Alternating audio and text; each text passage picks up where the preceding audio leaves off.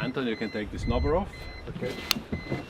So we just started the engine, checked Okay, snubber is clear. the water flow, that's all good. We're ready to weigh the anchor and sail to Longyearbyen. At the moment in here we have an easterly wind, but as soon as we get out of Hornsund, I think it should turn to south, at least that's the forecast.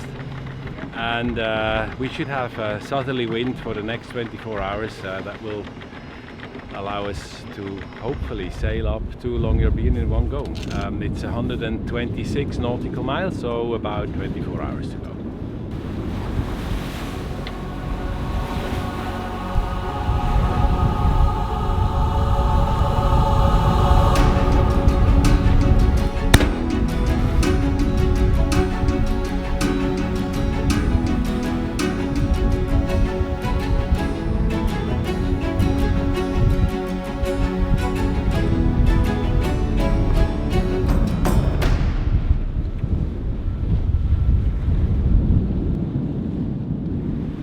In the distance we can see some ice, so we still have to be careful out here.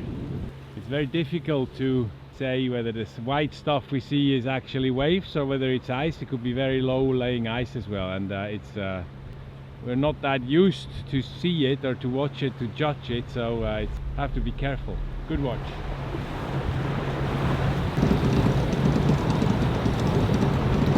Okay.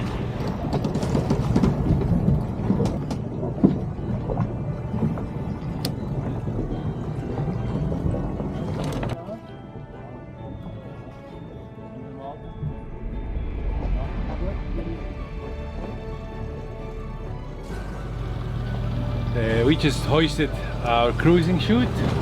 There we go. Our light wind sail. We have 7-8 knots of wind from about slightly aft the beam, and I think we're doing okay. We're making well, 3 knots of speed, so maybe we can get a little bit more out of it, but with 7 knots of true wind that's probably a bit difficult. We'll see. Maybe further out we'll have more wind, further out at sea, so we're trying to point out a little bit further out and try to get some more.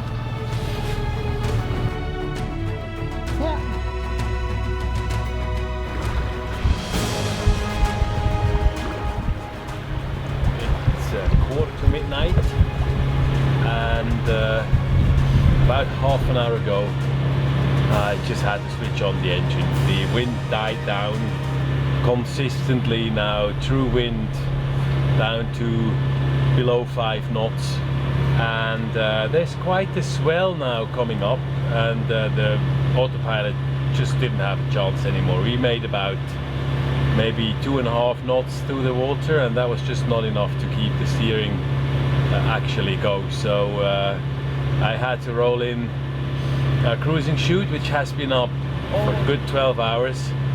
We were able to sail under the cruising chute, which was great. It was a nice sail, but now the wind has just died on us. That was expected, nothing new, and so for the moment we continue by engine, and we're making good progress. We are still going at about 6.8 to 7 knots, so doing well. It's 53 nautical miles to Longyearbyen, and we should be there in the morning, probably late morning. Longyearbyen airport. Yeah. And down there the first houses start to appear. We're getting there, we're getting there. It's 8:30 in the morning. There's a fantastic panorama here on the other side of the fjord. There's a Coast Guard vessel out there as well. Beautiful.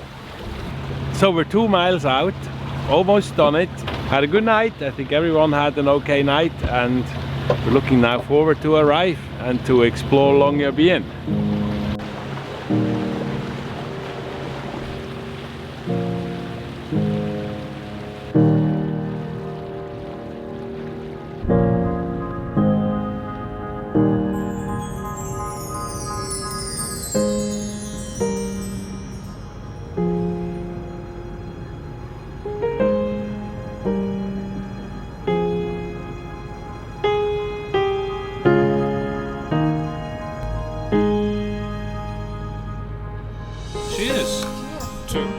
both to a of great you. trip. Yes. To a great trip. To a great trip. And thank you very much. Thank you Debbie and very Stu, much. thank you. We will enjoy it.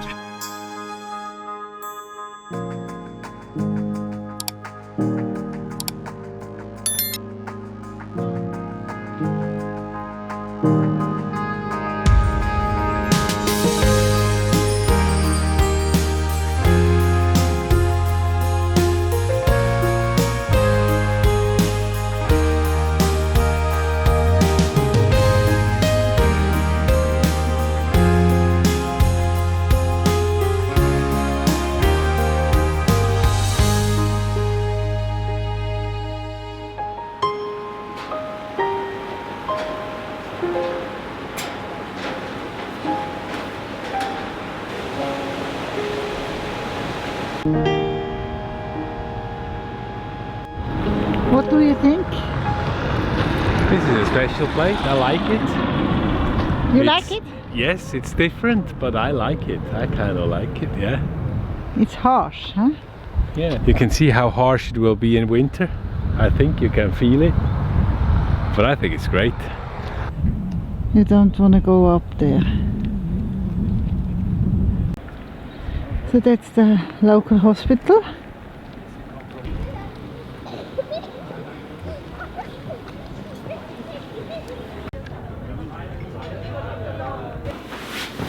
As is custom in Norway. And take off the shoes, also during dry season. It's dust season. We spent some hours in the Svalbard Museum. Catherine was interested in how people lived here, whilst my interest was more towards the consequences of climate change and Svalbard's role in the current geopolitical environment. Once you move beyond maps and treaties, the story becomes deeply human. We learn about the whalers who arrived in the early 17th century in search of profit, hunting whales almost to extinction and boiling their blubber into oil that went on to light the street lamps of European cities. And about the trappers of the 18th century, overwintering in remote and exposed wooden huts, alone, in groups of 2 or 3, sometimes with their wives, surviving months in complete darkness with limited food stocks, rifles and traps, trying to carve out a daily routine at the very edge of the Arctic. We also began to understand just how quickly climate change is transforming Svalbard. Warming happens faster here than almost anywhere else. Glaciers are retreating, sea ice forms later each year, and the ground beneath houses and roads is slowly thawing. Things that once felt solid and permanent now feel uncertain. But the changes don't stop with the landscape. As the Arctic opens up, new shipping routes between Europe and Asia are becoming viable, and interest in fish stocks and resources on the seabed is growing. That gives Svalbard a new weight on the map. The islands belong to the Kingdom of Norway, yet their daily governance follows a special model shaped by the Svalbard Treaty. Norwegian law, no military presence, and equal economic rights for all signatory nations. Norway is part of NATO, while Russia remains present through its mining settlements, not by force, but by treaty. It's a fragile balance, and one that you can feel beneath the surface. In the next episode, we'll travel to the Russian settlement of Barentsburg to see how this unique arrangement works in everyday life. As the ice retreats and the world's attention shifts north, Svalbard no longer feels like a quiet place at the edge of the world, but a place where climate, politics and human choices increasingly collide. Guess what? We're going on a hike. I love it. Another one. It's going to be a long one. And it's a long way back since I carried a loaded gun on a walk, actually. But we're going into, or outside the confines of Longyearbyen, and there it's the law to carry a gun with you against the polar bears, so that's what we're going to do. So that's number one. Then we're going to a place called Sarkophagen, which actually sounds pretty doomly. That's like a grave site, but I think it's only the morphology of the terrain that is giving it this name. But it's still, so we're going with a loaded gun to a sarcophage, and we have to walk like 15 kilometers for it. Stay tuned. It's going to be a lot of fun. Sarkophagen, I think, is that mountain there. It's about 400 meters high, quite steep. So let's go there. A Svalbard reindeer. This is an old coal mine, abandoned and pretty adventurous as it looks.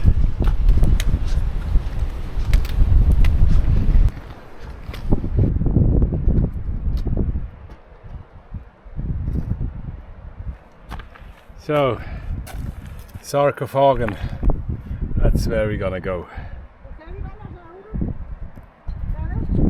We're getting to the edge of what's called plus or minus polar bear safe, although I'm not sure whether it's just safety in numbers or whether it's really safe. They say they can be anywhere at any time, so we have to be careful.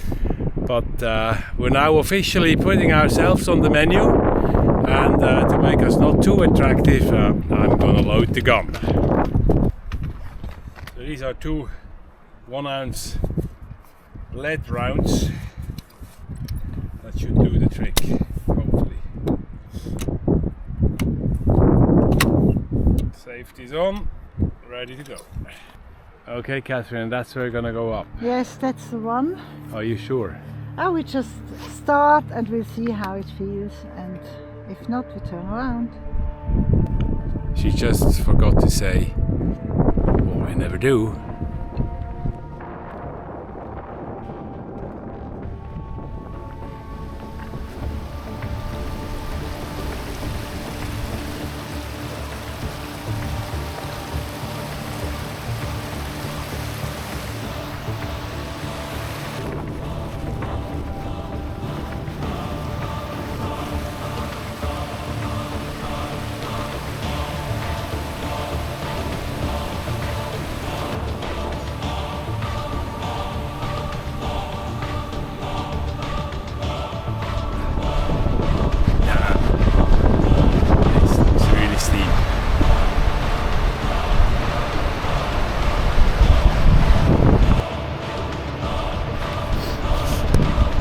So here, that's it. I think that's the first hike. I said, no way, I'm not gonna go up here. Look behind me. It's really steep. Can we show Anton? Sorry to... It's really steep. And it's not Anton who said he wants to stop, it's me. It's me. I said, I've had enough. I'm not gonna do that. Look at this. That's over 40, that's probably 60 degrees. It just goes up and it's very unstable, and I just said, I'm not going there. No. A sailor doesn't do that. If I wanted that, I would have become a mountain guide, but I'm not. Oh, poor Anton.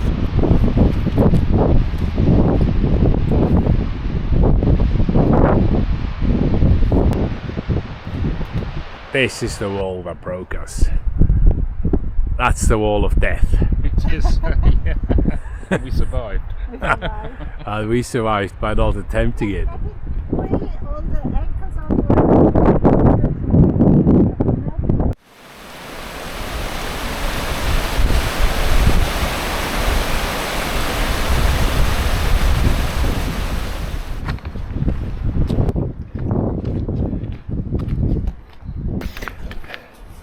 Are you glad you survived, Catherine? Yes. Yeah? Yes, at some time. How does it feel? When we had our picnic, I felt really like a stupid tourist, just eating saucisson and bread and cheese in the middle of polar bear.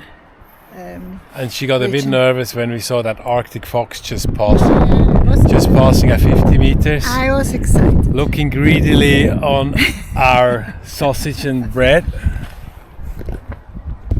So how far up that 6 did we get? You got the goes like that and then up. I think just the last couple of meters. Did you go over the top? Yes, I went over the top. Yes. So you go through here like that? Yeah. And that's probably pretty normal, having a reindeer just walking across the town. They're quite massive, these Svalbard reindeers. Yeah, they are very big. These are the ones Santa puts in front of his sledge. These are the Rudolphs, not these small ones that we see in northern Norway. Walking through Longyearbyen, it's impossible not to feel and see the legacy of coal mining. The town was founded in 1906 by the American John Monroe Longyear, who recognized the value of the black seams running through the surrounding mountains and who gave it its name, Longyear Town. At its peak in the mid-20th century, more than a dozen coal mines were operating in Svalbard, shaping settlements such as Longyearbyen, Barentsburg and Pyramiden. Today, only the Russian mine in Barentsburg remains active.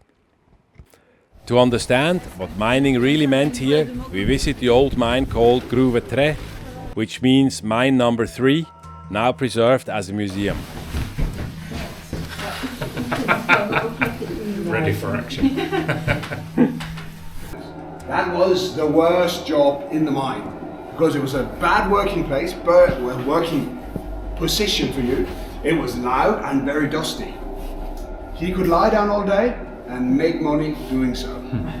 In the early 80s, he could make roughly 10,000 Norwegians a month, or the same as a school teacher did on the mainland.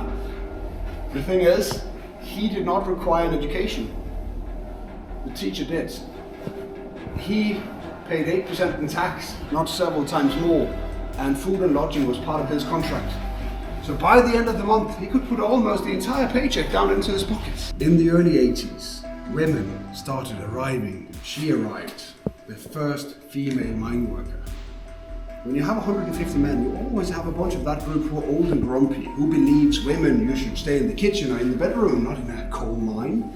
But you also have the rest who did not care. If you can work, you can stay. And the first female mine worker was very, very good. She stayed here for 1.5 years, and then she had to stop because of, well, she got pregnant. Do not stumble in them, look where you put your feet. My goal is to get you all 16 as far in, as furthest in, as fast as possible, because that is what I believe is the most fun, is furthest in. On the way out, we take a few stops where we talk a bit more, and we are walking downhill in, and that's uphill out. So let's get going and look where you put your feet. So it's ice. Here, so to say, is the proof that we're walking into the permafrost. And if you want to leave a handprint, of course, on in the mine, you're more than welcome to do so. And if you're lucky, it will stay here for the entire summer.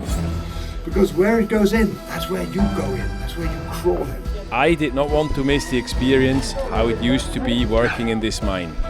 So I take the opportunity to crawl into an old seam. My knees hurt after a few meters. It's cold, dark, and knowing that there are millions of tons of solid rock above us, a choking, claustrophobic feeling gets me. The coal seams are very thin here, just 60 to 90 centimeters, forcing miners to work crouched or crawling for hours. It definitely doesn't feel as comfortable as our guide makes us believe. When you have your coal piece, you take it and then you try to twist it, because you need to get to the core of your coal piece, the part which is solid. When it is in contact with air, it begins to be weak and crumbles. So find a coal piece, see if you can break it a little bit, because you need to get to the center of the piece. But Gruve also tells a quieter, almost unexpected story. Since 1984, the mine has been hosting a long-term seed storage experiment, testing how well plant seeds survive in the permafrost over decades.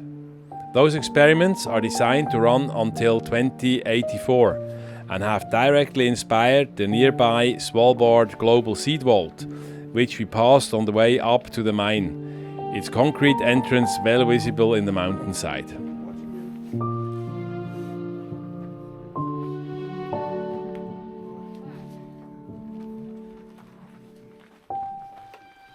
Join us next time when we get in close contact with our first glacier, encounter walrus and visit the Russian settlement of I go and make a Barentsburg. hole in it. Okay. To you.